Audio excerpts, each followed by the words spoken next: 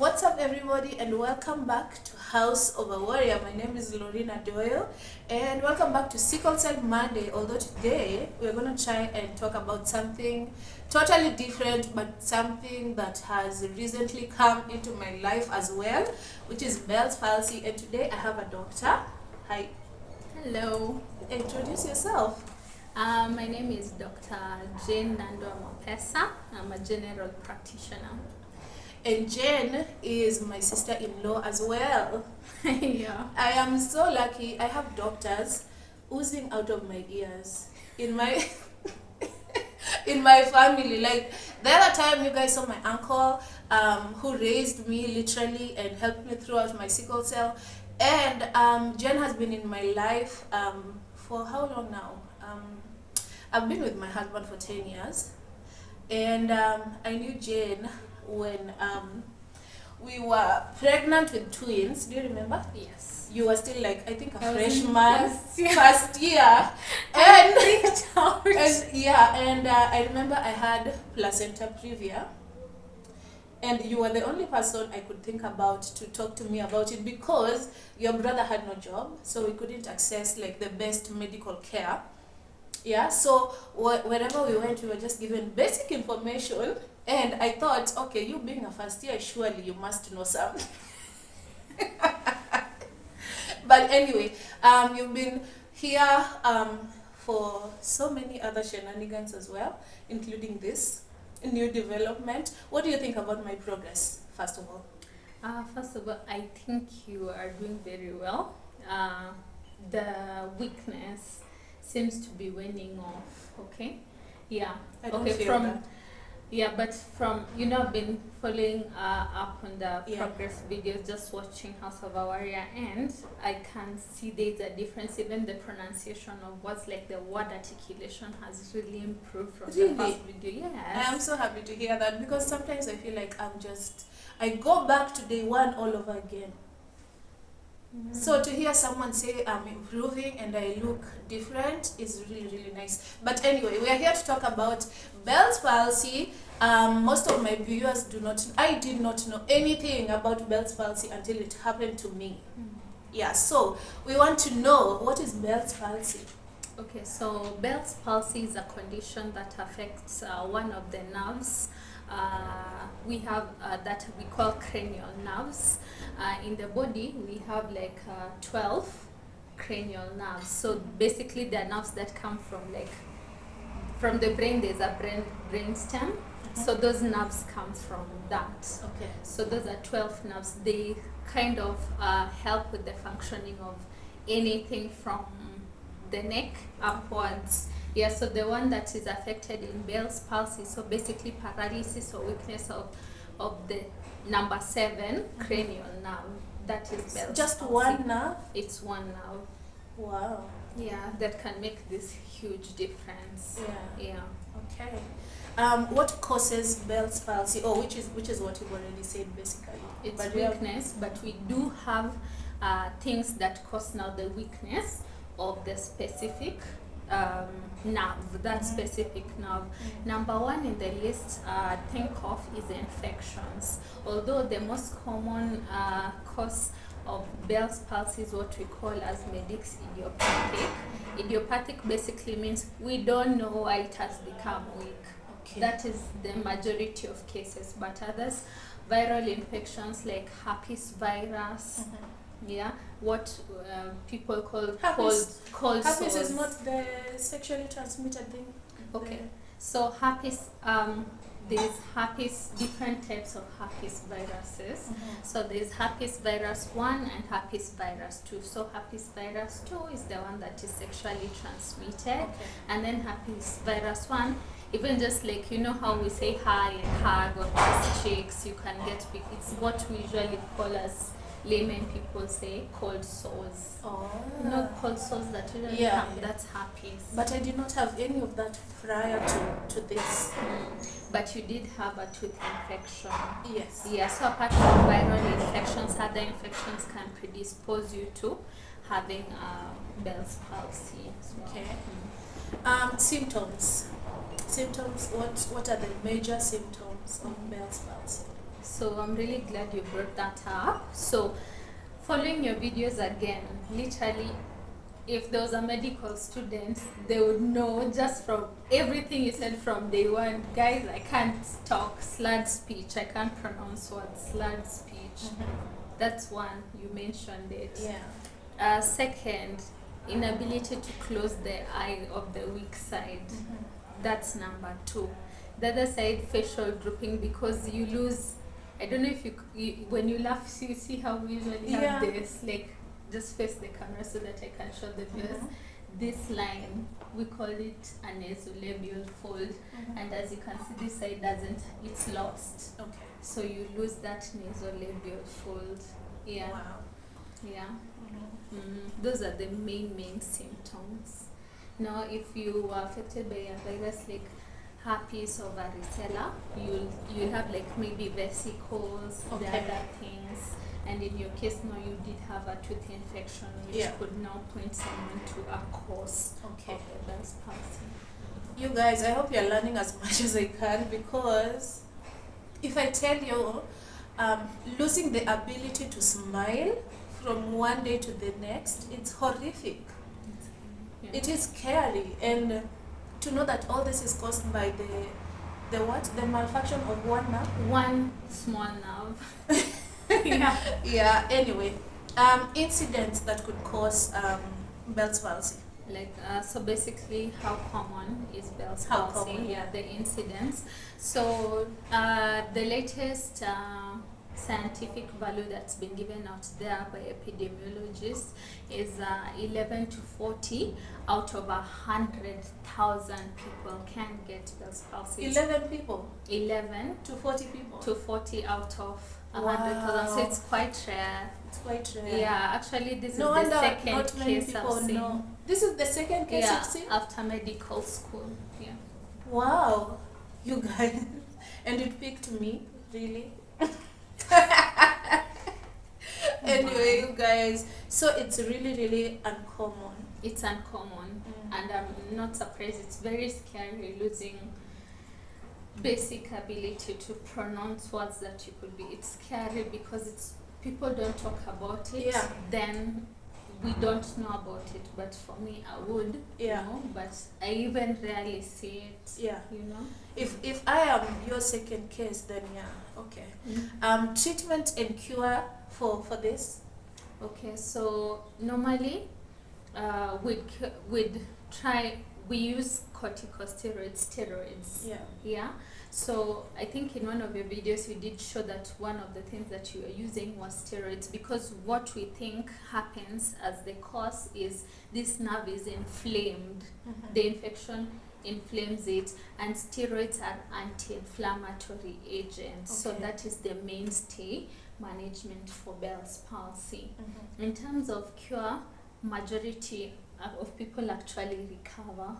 Yeah, once the inflammation goes down and the source has been eliminated, even for those. But it takes time. It right? does take time, because a nerve issue is not miscellaneous issue. It's a very major thing. You know, nerves don't. As we grow older, nerves barely ever grow back. If you cut a nerve, it won't really regenerate. It's very hard for a nerve to regenerate. So when it's inflamed, reducing the inflammation will take time. Hence, getting back your muscle function, for example, will also take time. Okay. Wow. What is the prognosis? Is it called? Yeah, majority of people get cured. Majority people get cured. So very good prognosis. Okay. Yeah. That's So, encouraging. yeah.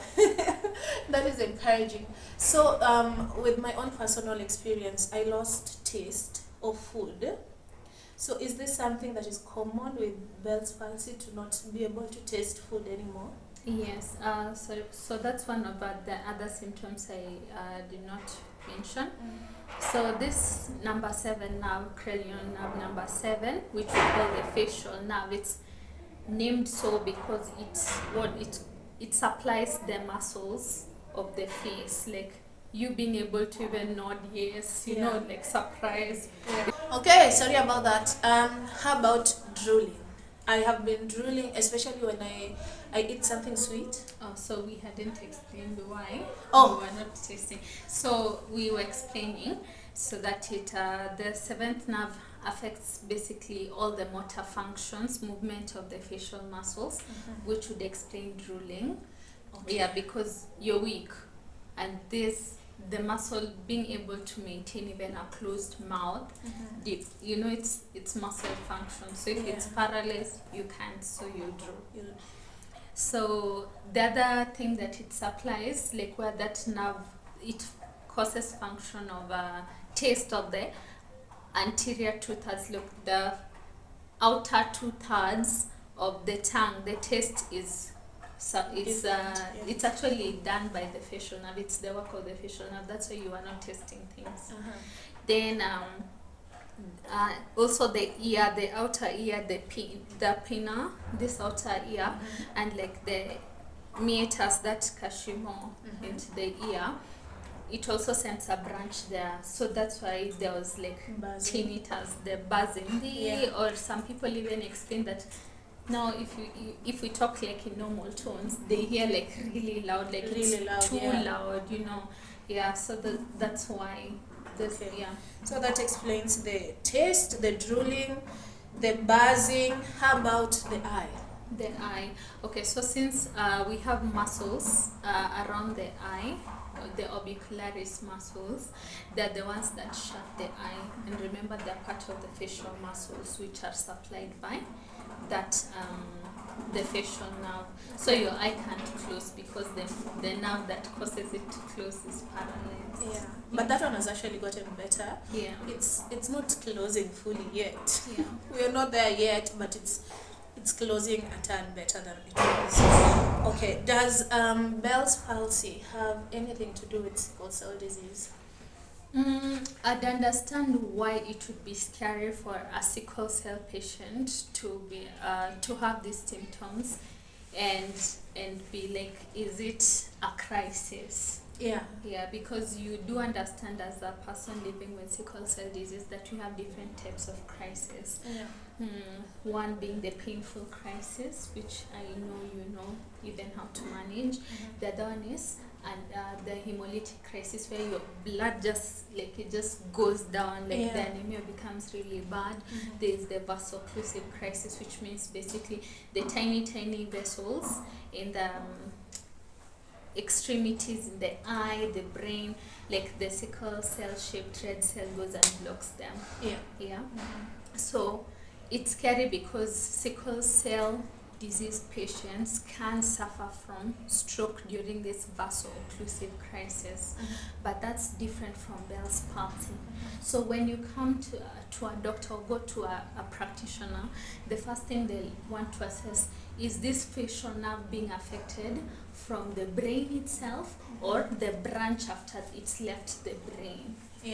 So for a sickle cell disease patient, the first thing that we have to rule out is, have you had a stroke? So that's why we'll do CT scans or MRI brain to make sure that it's not a stroke, it's not a crisis that has caused a stroke, hence affecting that part of the nerve. So you remember some of the things you said you were not able to do is like do this. Like raise your eyebrows. So normally if it's affected the brain, in which case it's a stroke, this part will be spared, your forehead, so you'd still be able to do this, but the other things are affected as well, so it will spare the forehead. But in your case, it wasn't a sickle cell issue, it was an infection issue. So because we are seeing it's after it's left the brain, it's not in the brain. But I wouldn't say that sickle cell disease is directly affected with having Bell's palsy. That's a totally different issue. So Bell's palsy affects people that also do not have sickle cell. Okay, two more questions. Did I wait too long? Did I wait too long to seek treatment for Bell's palsy? Like, could I have could it not have gotten so bad if I went to the doctors immediately? Definitely, as you saw, it was a progressive thing, meaning it starts with some inflammation that could only get worse. Yeah. Remember, the slurring started slowly and worsened. Yeah. If I went to the hospital on that day, that you I probably noticed. be started on the steroid management immediately, which would have reduced the severity. Okay. Yeah, but I know from, if you just tell us like maybe a little of how you sought help, it would be a bit easier to now advise people on how else we could have gone about Can you tell me first? And then you'll advise people. Yes, Because I wanted yeah. to ask, who should I have gone to first? Yeah. Because I went to a dentist first, to just a local dentist at a local hospital, and this guy did not even touch me because my face was already paralyzed on one side. That's what I called it because I didn't know what it was. I was calling it facial paralysis. And he didn't even touch me. He was so scared because I think he was either a student or new at that. And he said, I want to refer you to Kenyatta National Hospital. I came back home, and the next day my aunt had already found a doctor for me to see, who was a dental and maxillofacial surgeon. So that was my first doctor. He did not tell me that I was in early stages of Bell's palsy. What he did got me even more scared because he asked for so many tests. He told me to go and get a CT scan.